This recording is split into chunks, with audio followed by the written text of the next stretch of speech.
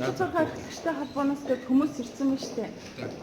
Энэ асуудлыг хурлаар оруулсангүй гэдэг юм яриа тий. Одоо ирсэн үү? Тий, ирсэн сая хурлаанаа зассан. Энэ чинь Монгол Улсын засгийн газраас мэргэжлийн ялтын ерөнхий газраас холбогдох чиглэл өгч байгаа учраас өнөөдөр хурлаанд хэлцэх боломжгүй гэдэг.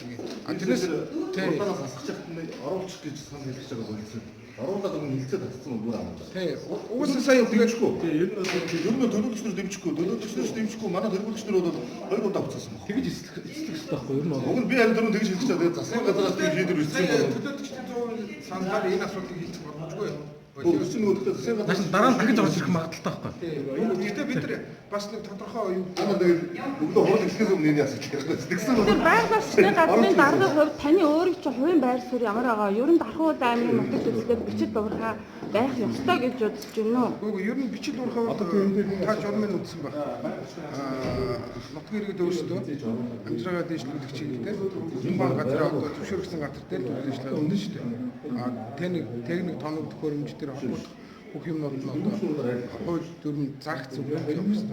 Тэр хүрээнд явуулын чинь тодорхой хэмжээгээр байгаль орчинд одоо хөвчрөөсөн хорог янз бүрийн юм одоо эвдэгцэн газрыг эсэргүүцэх тэр иргэд амжиргаа дэвшлүүлэх. Тэгээд тэр биологийн яг тухайн нөхцөл байдалд нь авчирна гэдэг чинь. Үүнийхөө дээр явах юм бол хариуцлагатай болдог. Буруу жишгээр явах юм бол